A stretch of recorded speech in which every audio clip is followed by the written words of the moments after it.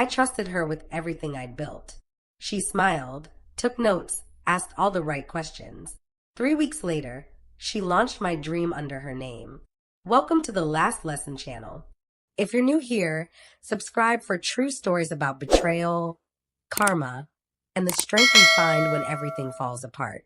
I met Maya during freshman orientation at design school. She was the kind of person who lit up a room without trying, loud laugh, vintage band t-shirts, always surrounded by people who seemed magnetized by her energy. I was the opposite. Quiet, observant. The girl who sat in the back sketching in her notebook while everyone else networked. But somehow she noticed me. "Your drawings are incredible," she said one afternoon, leaning over my shoulder in the cafeteria. I'd been working on a concept for sustainable evening wear, flowing fabrics made from recycled materials, hand-embroidered details inspired by my grandmother's old saris. Like, seriously, why aren't you showing these to anyone? I shrugged, closing my sketchbook instinctively. I'd never been good at sharing my work. It felt too personal, too vulnerable. But Maya didn't let it go. She sat down across from me, uninvited but somehow welcome, and started asking questions. Real questions. Not the surface-level compliments people toss around to be polite. She wanted to know my process, my inspiration, what I dreamed about building someday. And for the first time in my life, I answered. That's how it started. Two girls with big dreams and no idea how to make them real, spending every free moment together. We'd stay up until 3 a.m. in her dorm room, surrounded by fabric samples and terrible instant coffee, talking about the brands we'd build, the impact we'd make, the way fashion could be both beautiful and responsible. Maya wanted to change the industry. I wanted to honor where I came from. Somehow, those dreams felt compatible. She became my best friend. My only real friend, if I'm being honest. I'd never been good at letting people in, but Maya made it easy. She'd text me at random hours with links to articles about circular fashion or photos of vintage embroidery she thought I'd love. She remembered details, like how I took my coffee or that Thursdays were hard because I had back-to-back critiques. Junior year, we moved into an apartment together off campus. A tiny 2-bedroom with terrible heating and a kitchen the size of a closet, but it was ours. We decorated it with mood boards and fabric swatches and Polaroids of us at fashion shows we'd snuck into. On the fridge, we hung a list of goals. Graduate with honors, save $10,000 each. Launch our brands by 25. We were going to do this together. Or at least that's what I thought. By senior year, my concept had evolved into something I was genuinely proud of. I called it Reverie, a sustainable fashion line that blended traditional South Asian embroidery techniques with modern minimalist silhouettes. Every piece would be made by artisan cooperatives, fairly paid, with complete supply chain transparency. Beautiful clothes with a beautiful story. I'd spent years developing relationships with craftspeople back home, learning about their techniques, understanding the economics of ethical production. I'd created detailed tech packs, pricing strategies, mock-ups of the website. I had notebooks full of supplier contacts, shipping logistics, marketing plans. And I shared all of it with Maya. She was fascinated. She'd asked to see my prototypes, taking photos for inspiration.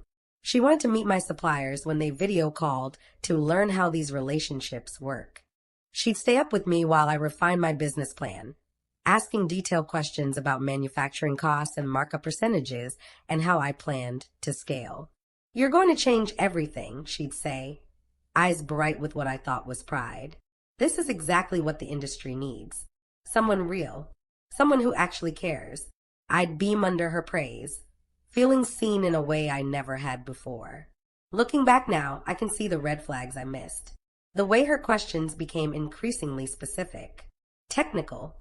The way she'd screenshot my spreadsheets to understand the format.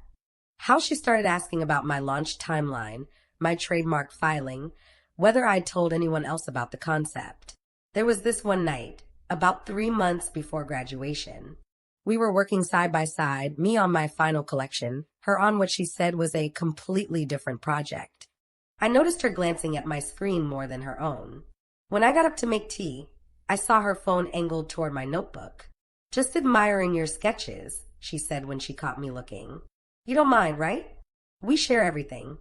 I laughed it off. Of course I didn't mind. We were best friends. We shared everything. But she started becoming distant after that. Less available for our late night work sessions. More secretive about her own projects.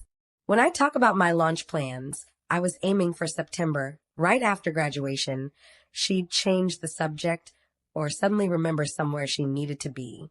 You seem stressed, I said one evening in May, finding her staring at her laptop with an expression I couldn't read.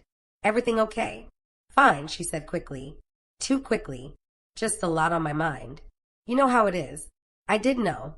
We were both drowning in senior thesis projects, final presentations, the terror of post-graduation reality.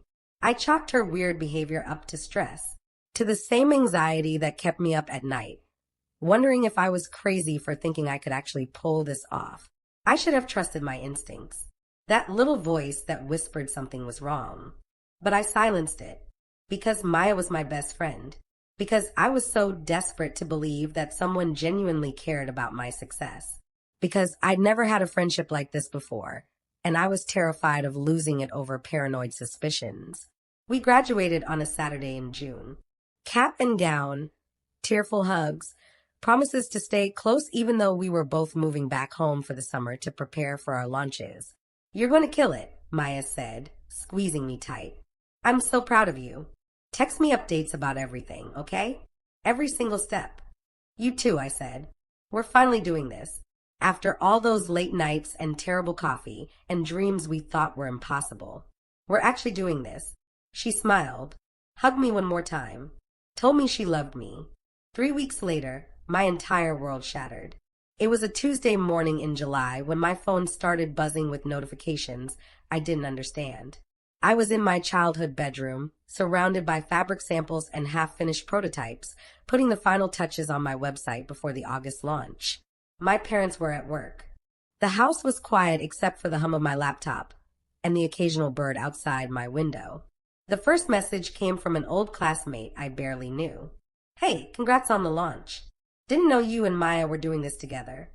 I stared at the text, confused. Maya and I weren't doing anything together. We'd always been clear about that. Separate brands, separate visions, supporting each other from the sidelines. Then another message. And another. Wow, your designs look amazing. Just ordered from the site. So excited to support your new brand. The embroidery is gorgeous. My hand started shaking. I opened Instagram, and that's when I saw it. Maya's new post. Bright, professional, perfectly lit. She was wearing a flowing cream dress with intricate embroidery along the sleeves. Embroidery I recognized immediately because I'd spent 6 months developing that exact pattern with an artisan cooperative in Jaipur. The caption made my stomach drop. So thrilled to finally introduce you to Revia, my sustainable fashion brand bringing traditional craftsmanship into the modern world. Every piece tells a story. Every stitch honors heritage. This has been my dream for years, and I can't believe it's finally real. Link in bio. White heart sparkles. My dream. My concept. My suppliers. My name, or close enough that anyone who knew about my reverie would assume we'd merged, or that I'd given her permission. I clicked the link with trembling fingers. The website loaded, and I felt like I was looking at a ghost. The layout was different, the color scheme was hers, but everything else, the product descriptions, the mission statement about ethical production and cultural preservation, even the specific details about artisan cooperatives and transparent supply chains, it was all mine.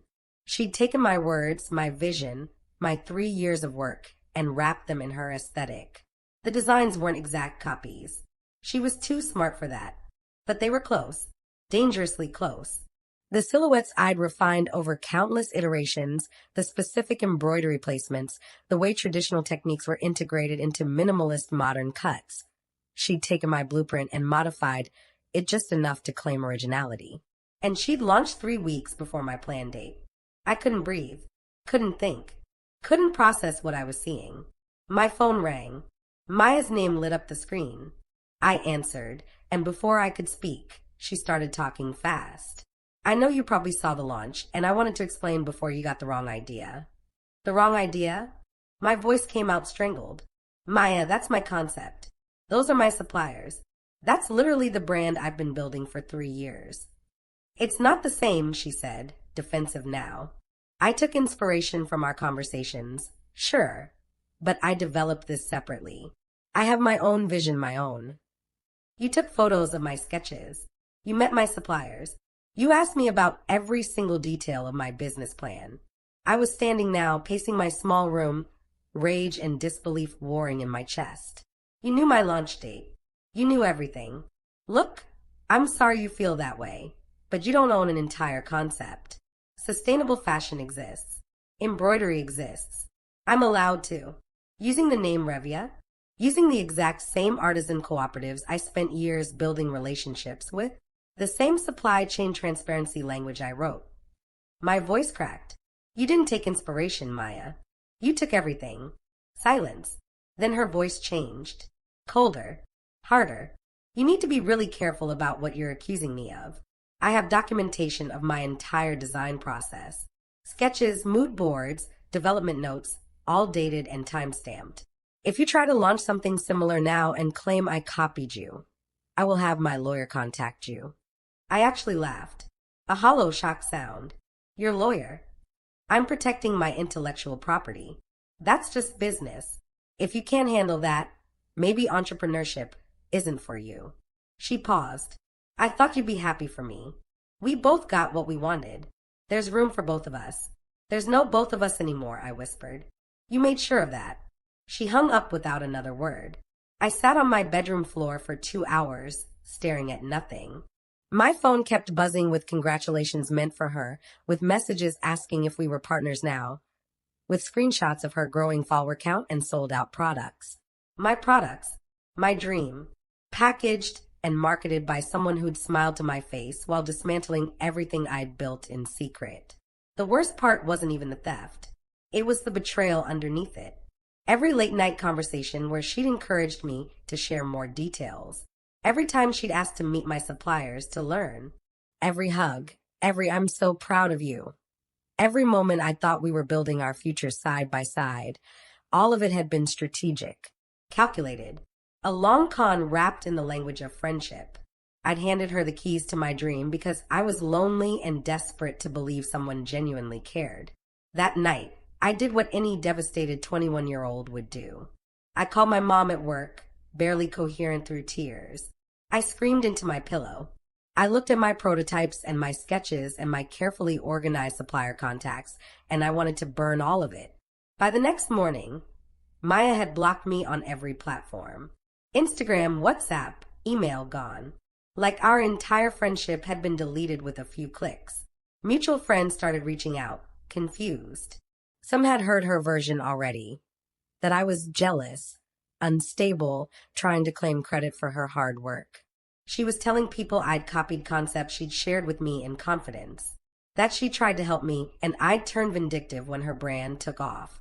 She was rewriting history in real time, and because she'd launched first, because she had the platform and the polished website and the sales to back her claims, people believed her. I spent 3 days in bed, not eating, barely sleeping, just scrolling through her success while my own launch plans dissolved into nothing. Every notification felt like a knife. Every congratulatory comment on her posts, every share, every influencer praising her innovative vision. It was my vision and no one knew. My parents didn't understand. Sue her, my dad said. Take her to court. But I didn't have time-stamped documentation. I didn't have a lawyer. I had sketchbooks and emails and a business plan on my laptop, sure. But proving creative theft is nearly impossible when someone's smart enough to modify just enough details. And even if I could prove it, a legal battle would drain what little savings I had. She knew that. She'd planned for that. On the 4th day, I got out of bed. Not because I felt better. Not because the rage had subsided or the betrayal hurt less. But because something had shifted in me during those 72 hours of darkness. I opened my laptop. Looked at my designs. The real ones, the ones she'd never seen. The concepts I'd kept private even from her. I thought about the artisans I'd worked with, the ones she didn't know about because I'd learned, somewhere deep down, to keep some things sacred. And I made a decision. I wasn't going to fight her publicly. I wasn't going to scream about theft or betrayal or injustice. I wasn't going to beg mutual friends to believe my side of the story. I was going to start over. Completely. New name, new aesthetic, new everything. If she wanted to steal my blueprint, fine. But she couldn't steal the part of me that knew how to create. The part that understood this work on a level she never would. I was going to build something she couldn't touch. And then I was going to let the universe handle the rest. The first month after I decided to start over was the hardest work I've ever done. I didn't announce anything, didn't post about my plans, or hint at what I was building. I just went silent, deleted my half-finished website, archived all my social media posts about the original launch, and disappeared from the online spaces where Maya's brand was thriving. Let her think she'd won. Let everyone think I'd given up. While she was busy managing her sudden success, I was in my room rebuilding from nothing. I renamed everything. Reverie became Anahita, a name from Persian mythology meaning pure, graceful, unstained. It felt right. A fresh identity for a fresh start, something that couldn't be confused with her stolen version. I redesigned the entire aesthetic. Where my original concept had been soft and romantic, Anahita would be bold and architectural.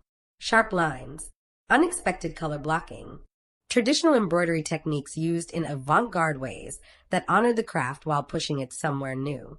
Most importantly, I worked with artisans Maya had never met.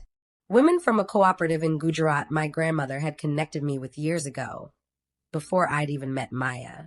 Craftspeople whose techniques were so specific, so intricate, that they couldn't be replicated by someone just trying to copy the surface aesthetic.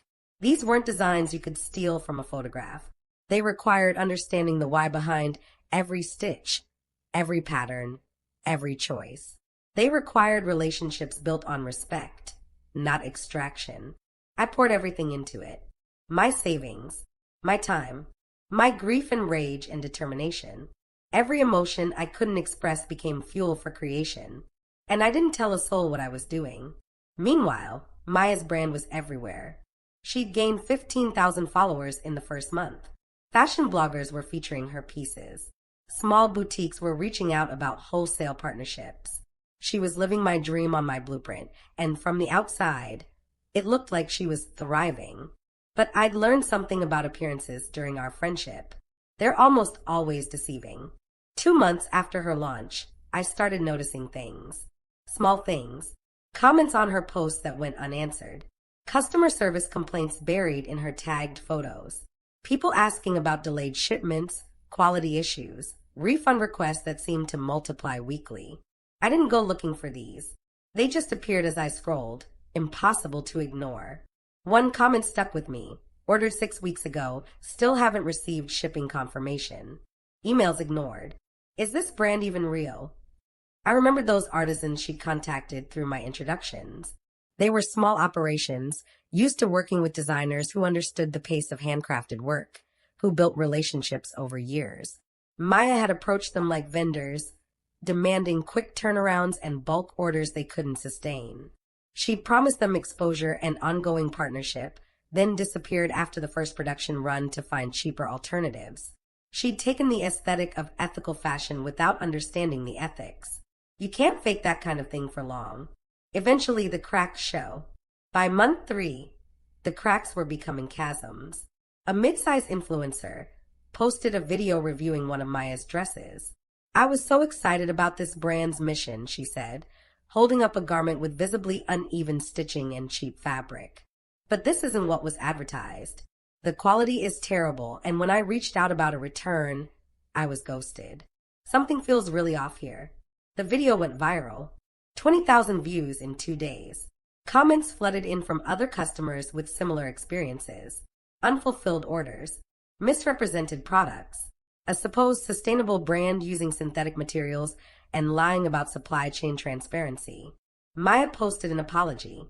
A carefully worded statement about growing pains and learning experiences and working to make things right.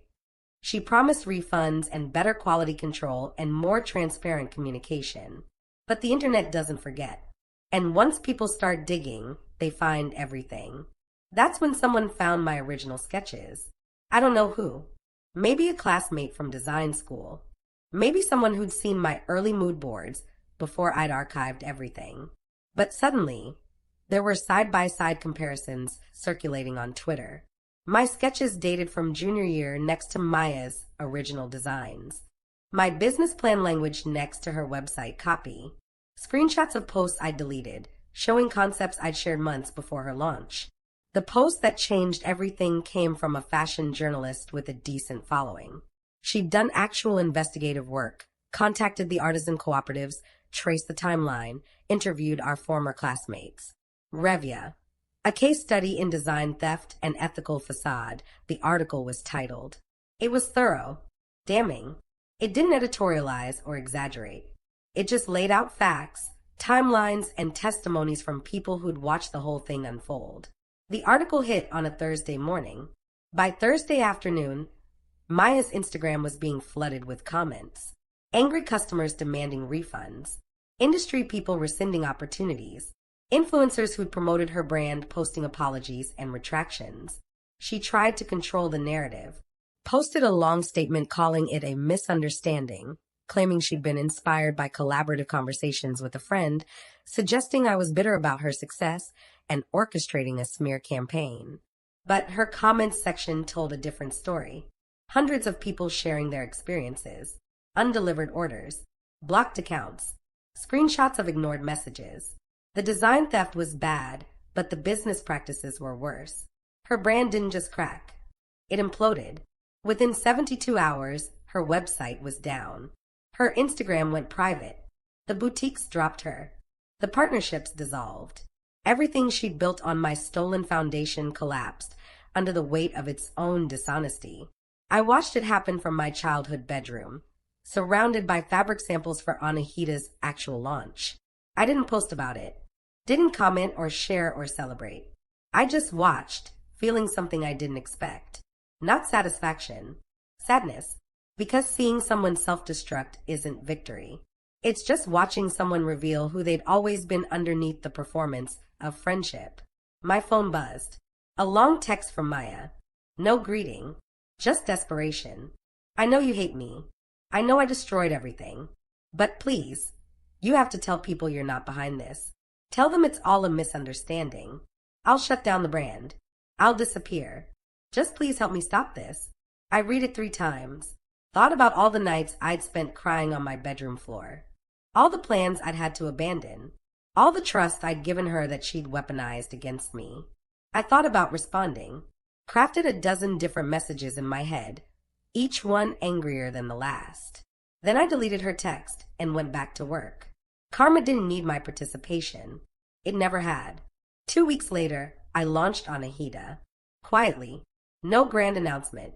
Just a simple website, 10 thoughtfully crafted pieces, and a story about starting over with intention instead of ego.